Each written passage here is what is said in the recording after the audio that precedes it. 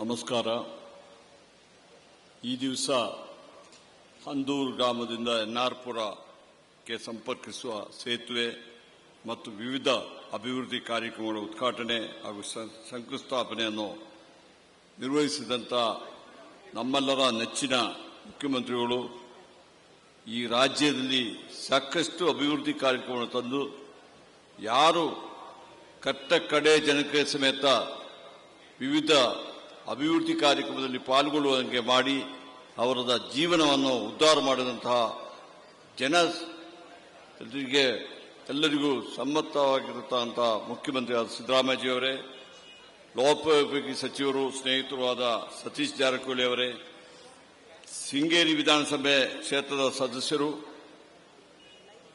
ವಿಧಾನಸಭಾ ಕ್ಷೇತ್ರ ಸದಸ್ಯರು ಹಾಗೂ ಕೆಎಲ್ನ ಅಧ್ಯಕ್ಷರಾದ ಟಿ.ಡಿ. ರಾಜೇಗೌಡರೇ, ಮಾಗಡಿ ವಿಧಾನಸಭೆ ಕ್ಷೇತ್ರದ ಸದಸ್ಯರು ಹಾಗೂ ಕೆಆರ್ಡಿಸಿಎಲ್ನ ಅಧ್ಯಕ್ಷರಾದ ಬಾಲಕೃಷ್ಣರವರೇ, ಕರ್ನಾಟಕ ರಾಜ್ಯದ ಪ್ರವಾಸೋದ್ಯಮ ಅಭಿವೃದ್ಧಿ ನಿಗಮದ ಅಧ್ಯಕ್ಷರಾದ ಮತ್ತು ಇವತ್ತು ಈ ಎಲ್ಲ ಕಾರ್ಯಕ್ರಮಗಳಿಗೆ ಕಾರಣಕರ್ತರಾಗಿದ್ದ ಶ್ರೀನಿವಾಸ್ ಅವರೇ, ಭದ್ರಾಕಾಡದ ಅಧ್ಯಕ್ಷರು ಡಿಸಿಸಿ ಅಧ್ಯಕ್ಷರು ಆದ ಡಾಕ್ಟರ್ ಅಂಶನಾಥರವರೇ, ಕೆಎಪಿಪಿಇಸಿ ಅಧ್ಯಕ್ಷರಾದ ಬಿಎಚ್ ಹರೀಶ್ ರವರೇ, ತರೀಕೆರೆ ಶಾಸಕರಾದ ಶ್ರೀನಿವಾಸರವರೇ, ವಿಧಾನ ಪರಿಷತ್ ಕೆಎಸ್ ಕಡೂರು ಶಾಸಕರಾದ ಕೆಎಸ್ ಆನಂದ್ ಅವರೇ, ವಿಧಾನ ಪರಿಷತ್ ಸದಸ್ಯರಾದ ಆರತಿ ಕೃಷ್ಣರವರೇ, ಜಿಲ್ಲಾ ಗ್ಯಾರಂಟಿ ಸಮಿತಿ ಅಧ್ಯಕ್ಷರಾದ ಶಿವಾನಂದ ಸ್ವಾಮಿ ಅವರೇ, ಕಂದಾಯ ಇಲಾಖೆಯ ಅಪರ ಕಾರ್ಯದರ್ಶಿಗಳು ಹಾಗೂ ಚಿಕ್ಕಮಗಳೂರು ಜಿಲ್ಲೆಯ ಉಸ್ತುವಾರಿ ಕಾರ್ಯದರ್ಶಿಗಳಾದ ರಾಜೇಂದ್ರ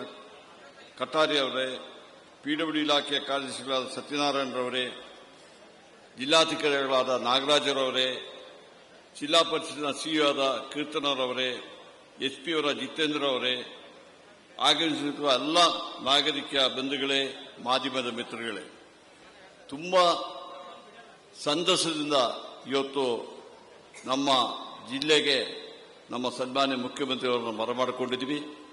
ಬಹುಶಃ ಮುಖ್ಯಮಂತ್ರಿಯವರು ಬರೀ ಭೇಟಿ ಕೊಡಲಿಲ್ಲ, ಹಲವಾರು ಶಂಕುಸ್ಥಾಪನೆಗಳನ್ನ ಮತ್ತು ಉದ್ಘಾಟನೆ ಕಾರ್ಯಕ್ರಮಗಳನ್ನು ಮಾಡಿ ಇವತ್ತು ರಚನಾತ್ಮಕ ಕಾರ್ಯಕ್ರಮದ ಮೂಲಕ ಈ ಜಿಲ್ಲೆಗೆ ಆಗಮಿಸಿ ಮಾಡೋದಕ್ಕೆ ಅವರಿಗೆ ಎಲ್ಲ ಜಿಲ್ಲೆಯ ಸಮಸ್ತ ಜನತೆಯ ಪರವಾಗಿ ತಮ್ಮೆಲ್ಲರ ಪರವಾಗಿ ನಾನು ಅವರಿಗೆ ಜಿಲ್ಲೆಗೆ ಸ್ವಾಗತ ಮಾಡಿ ಅಭಿನಂದನೆಗಳು ಸಲ್ಲಿಸಲಿಕ್ಕೆ ಇಚ್ಛಿಸ್ತಾ ಇದ್ದೀನಿ. ಇವತ್ತು ತಮ್ಗೆ ಗೊತ್ತಿದೆ, ಸಿದ್ದರಾಮಯ್ಯಜಿಯವರು 18 ಬಡ್ಜೆಟ್ಗಳನ್ನು ಸಮರ್ಪಕವಾಗಿ ನೆರವೇರಿಸುವ ಮೂಲಕ ಇಡೀ ರಾಷ್ಟ್ರದಲ್ಲಿ ಇವತ್ತು ದಾಖಲೆಯನ್ನು ಮಾಡಿದಂತಹ ಒಂದು ಮಹಾನ್ ಪುರುಷ ಎಂಬ ಮಾತನ್ನು ಹೇಳಬಹುದು. ಬಹುಶಃ ಅವರಿಗೆ ಜನರಿಗೆ ಕೆಲಸ ಮಾಡುವುದೇ ಅವರ ಉದ್ದೇಶ. ಸ್ವಾರ್ಥರಹಿತವಾದ ಒಬ್ಬ ನಾಯಕರು, ಜನಹಿತ ಕಾರ್ಯಕ್ರಮಗಳಿಗೆ ಆದ್ಯತೆಯನ್ನು ಕೊಟ್ಟು ಆ ಜನತೆ ಪ್ರತಿಯೊಬ್ಬರಿಗೂ ಸಮೇತ ಅದು ಜಾತಿ ಧರ್ಮ ಭೇದ ಇಲ್ಲದೆ ಪ್ರತಿಯೊಬ್ಬರ ಒಂದು ಏಳಿಗೆಗಾಗಿ ಇವತ್ತು ಕೆಲಸ ಮಾಡುವಂತ ಸಿದ್ದರಾಮಯ್ಯಜಿಯವರು ಈಗಾಗಲೇ ತಮ್ಗೆ ಗೊತ್ತಿದೆ ಸಾಕಷ್ಟು ಕಾರ್ಯಕ್ರಮಗಳನ್ನು 2013ರಿಂದ 2018 ತನಕ ಈ ರಾಜ್ಯದ ಮುಖ್ಯಮಂತ್ರಿಯಾಗಿ ಮಾಡಿದರು. ನಾನೆಲ್ಲ ವಿಚಾರ ಹೇಳಲಿಕ್ಕೆ ಹೋಗುವುದಿಲ್ಲ, ಯಾಕಂದ್ರೆ ಸಮಯದ ಅಭಾವ ಇದೆ. ಆದರೆ ಎಲ್ಲದಕ್ಕಿಂತ ಮುಖ್ಯವಾಗಿ 5 ಗ್ಯಾರಂಟಿ ಕಾರ್ಯಕ್ರಮಗಳ ಮೂಲಕ ಬಹುಶಃ ಆ ಗ್ಯಾರಂಟಿ ಕಾರ್ಯಕ್ರಮಗಳನ್ನು ಮಾಡಬೇಕಾದ್ರೆ ನಮ್ಮ ರಾಹುಲ್ ಗಾಂಧೀಜಿಯವರು ಭಾರತ ಜೋಡೋ ಯಾತ್ರೆ ಮಾಡಿದರು. ಆ ಸಂದರ್ಭದಲ್ಲಿ ಸಿದ್ದರಾಮಯ್ಯಜಿಯವರು ಮತ್ತೆ ನಮ್ಮ ಉಪಮುಖ್ಯಮಂತ್ರಿಯಾದ ಶಿವಕುಮಾರ್ ಅವರು ಸಮೇತ ಭಾಗವಹಿಸಿದರು. ಅವರು ಆಗ ಕೆಪಿಸಿಸಿ ಅಧ್ಯಕ್ಷರಾಗಿದ್ದರು. ಆ ರಾಹುಲ್ ಗಾಂಧಿಯವರು ಆ ಭಾರತ ಜೋಡೋ ಯಾತ್ರೆ ಮಾಡಿದಾಗ ಜನರ ಕಷ್ಟಗಳನ್ನು ತಿಳಿದುಕೊಂಡಿದ್ದರು. ಮತ್ತೆ ಮಹಿಳೆಯರು ಸಾಕಷ್ಟು ಕೋವಿಡ್ ಆದಮೇಲೆ ಸಾಕಷ್ಟು ಕಷ್ಟದಲ್ಲಿದ್ದಾರೆ ಎಂದು ತಿಳ್ಕೊಂಡು ನಮ್ಮ ರಾಜ್ಯಕ್ಕೆ ಭಾರತ ಜೋಡೋ ಆಗಮಿಸಿದಾಗ ಸಿದ್ದರಾಮಯ್ಯಜಿಯವರನ್ನ, ಶಿವಕುಮಾರ್ ಅವರನ್ನ, ಎಲ್ಲ ನಾಯಕರುಗಳನ್ನ ಕರೆದು ಚರ್ಚೆ ಮಾಡಿ ಜನ ಕಷ್ಟದಲ್ಲಿದ್ದಾರೆ, ಮಹಿಳೆಯರು ಕಷ್ಟದಲ್ಲಿದ್ದಾರೆ, ಆ ಜನಕ್ಕೆ ನಾವು ಸಹಾಯ ಮಾಡಬೇಕು, ಏನು ಮಾಡಬೇಕು ಎಂಬುದಾಗಿ ಹೇಳಿದಾಗ ಬಹುಶಃ ಅದಕ್ಕಿಂತ ಮೊದಲೇ ಜನಪರವಾದ ಕಾರ್ಯಕ್ರಮಗಳನ್ನು 5 ವರ್ಷಗಳ ಕಾಲ ಜಾರಿಗೊಳಿಸಿ ಜನಹಿತ ಕಾರ್ಯಕ್ರಮಗಳನ್ನು ಮಾಡಿದಂಥ ಸಿದ್ದರಾಮಯ್ಯಜಿಯವರು ಆ 5 ಗ್ಯಾರಂಟಿ ಕಾರ್ಯಕ್ರಮಗಳನ್ನು ಒಪ್ಪಿ ಬಹುಶಃ ರಾಹುಲ್ ಗಾಂಧಿಯವರು ಒಂದು ಮಾತು ಹೇಳಿದರು, ನಿಮ್ಮ ಕ್ಯಾಬಿನೆಟ್ ಇನ್ನೂ ಚುನಾವಣೆ ಆಗಿರಲಿಲ್ಲ, ಮೊದಲನೇ ಕ್ಯಾಬಿನೆಟ್ ಅಲ್ಲಿ 5 ಗ್ಯಾರಂಟಿ ಕಾರ್ಯಕ್ರಮಗಳನ್ನು ಮಾಡಬೇಕೆಂಬುದಾಗಿ ಹೇಳಿದರು. ಬಹುಶಃ ಸಿದ್ದರಾಮಯ್ಯಜಿಯವರು ಮುಖ್ಯಮಂತ್ರಿಯಾಗಿ ಈ 5 ಗ್ಯಾರಂಟಿ ಕಾರ್ಯಕ್ರಮಗಳನ್ನು ಜಾರಿಗೆ ತಂದರು. ಬಹುಶಃ ಅದಕ್ಕೆ ಸಾವಿರಾರು ಕೋಟಿ ರೂಪಾಯಿ ಬೇಕಾಗಿತ್ತು. ಬೇರೆ ಇನ್ನೊಬ್ಬರ ಕಡೆಯಿಂದ ಮಾಡಲಿಕ್ಕೆ ಅಷ್ಟು ಸುಲಭದಲ್ಲಿ ಇರಲಿಲ್ಲ. ಬೇರೆ ಬೇರೆ ರಾಜ್ಯದಲ್ಲಿ ನೋಡಿದೀವಿ, ಯಾವುದೇ ಕಾರ್ಯಕ್ರಮಗಳು ಮಾಡಬೇಕಾದ್ರೂ ಆ ಸಂಸ್ಥೆ ಮೇಲೆ ಹೊರೆ ಹಾಕ್ತಾ ಇದ್ರು. ಆದರೆ ನಮ್ಮ ಮುಖ್ಯಮಂತ್ರಿ ಸಿದ್ದರಾಮಯ್ಯಜಿಯವರು ಅವರು ಹಣಕಾಸಿನ ವಿಚಾರದಲ್ಲಿ ಆರ್ಥಿಕ ಶಿಸ್ತನ್ನು ಇಟ್ಟುಕೊಂಡವರು ಇಡೀ ಬಜೆಟ್ ಅಲ್ಲಿ ಅದಕ್ಕೆ ಪ್ರೊವಿಷನ್ ಮಾಡಿದರು. ಉದಾಹರಣೆ, ನನ್ನ ಇಂಧನ ಇಲಾಖೆಯಲ್ಲಿ ಸುಮಾರು 2,64,00,000 ಫಲಾನುಭವಿಗಳಿಗೆ ಇವತ್ತು ನಾವು 200 ಯೂನಿಟ್ ತನಕ ಕರೆಂಟಿನ ಫೀ ಕೊಡ್ತಾ ಇದ್ದೀವಿ. ಸುಮಾರು 10,000 ಕೋಟಿ ರೂಪಾಯಿಗಳು ಬೇಕು. ಬಹುಶಃ ಬೇರೆ ಯಾರಾದರೂ ಮುಖ್ಯಮಂತ್ರಿ ಆಗಿದ್ರೆ ಅದು ನೀವು 10,000 ಕೋಟಿ ರೂಪಾಯಿ ನಿಮ್ಮ ಇಲಾಖೆಯವರೇ ನಿರ್ವಹಿಸಿಟ್ಟು ಹೇಳಿ ಹೋಗ್ತಾ ಇದ್ರು. ಆದರೆ ಇವತ್ತು 1 ತಿಂಗಳು ಮೊದಲೇ ನಮಗೇನು ಆ ಸಬ್ಸಿಡಿ ಬರಬೇಕು ಅದು ನಮ್ಮ ಇಲಾಖೆಗೆ ಬರುವಂತ ಕೆಲಸ ಮಾಡಿದ್ದಾರೆ. ಬರೀ ನಮ್ಮ ಇಲಾಖೆ ಅಲ್ಲ,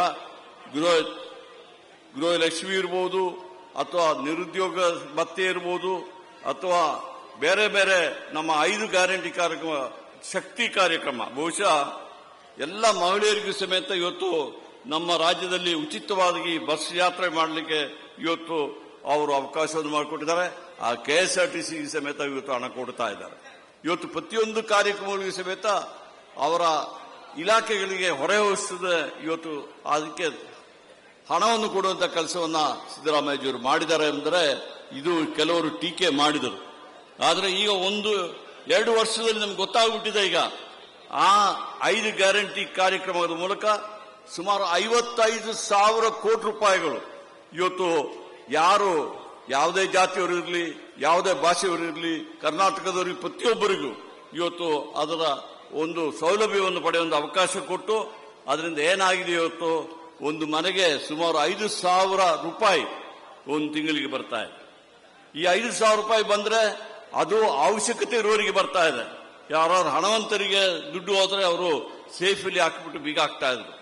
ಇವತ್ತು ನಮ್ಮ ಜನ ತಮಗೆ ಕೋವಿಡ್ ಕಷ್ಟದಲ್ಲಿದ್ದಾಗ ತಮ್ಮ ಆದಾಯ ಹೆಚ್ಚಾಗಲಿಲ್ಲ, ಖರ್ಚು ಹೆಚ್ಚಾಯಿತು, ಅದಕ್ಕೋಸ್ಕರ ಹಣವನ್ನೆಲ್ಲ ಉಪಯೋಗಿಸಿ ತಮ್ಮ ಮನೆಯವರಿಗೆ, ತಮ್ಮ ಮಕ್ಕಳಿಗೆ ಅವಶ್ಯಕವಾದ ಸಾಮಾನುಗಳನ್ನು ಪರ್ಚೇಸ್ ಮಾಡಿ ಇವತ್ತು ಉತ್ಪಾದನೆ ಹೆಚ್ಚು ಮಾಡಿ, ಉದ್ಯೋಗ ಹೆಚ್ಚು ಮಾಡಿ ಇವತ್ತು ಕರ್ನಾಟಕ ರಾಜ್ಯ ಇಡೀ ರಾಷ್ಟ್ರದಲ್ಲಿ ನಮ್ಮ ಪರ್ ಕ್ಯಾಪಿಟಲ್ ಇನ್ಕಮ್ ಅಲ್ಲಿ ಇವತ್ತು ನಂಬರ್ 1 ಇರಬೇಕಾದ್ರೆ ಸರ್ ನಿಮ್ಮ ಆರ್ಥಿಕ ಶಿಸ್ತು, ನೀವು ಕೊಟ್ಟಂತ ಕಾರ್ಯಕ್ರಮ ಎಂಬ ಮಾತನ್ನು ಈ ಸಂದರ್ಭದಲ್ಲಿ ಹೇಳಲಿಕ್ಕೆ ಬಯಸ್ತಾ ಇದ್ದೀನಿ.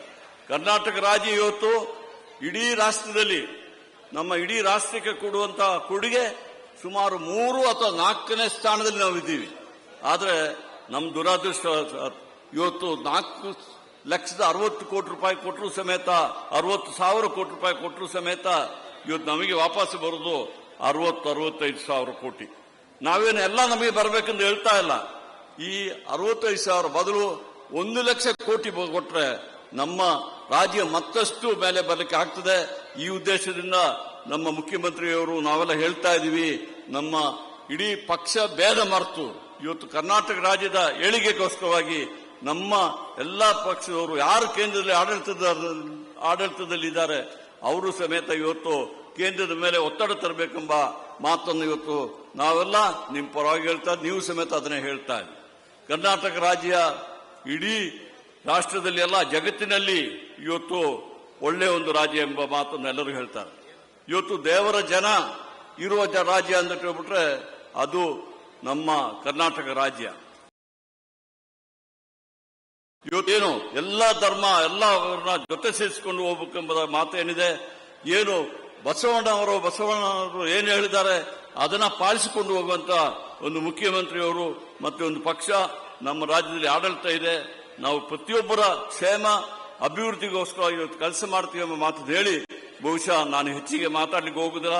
ತಾವೆಲ್ಲ ಮುಖ್ಯಮಂತ್ರಿಯವರ ಭಾಷಣವನ್ನು ಕೇಳಲಿ ಕಾತುರರಾಗಿದ್ದೀರಾ.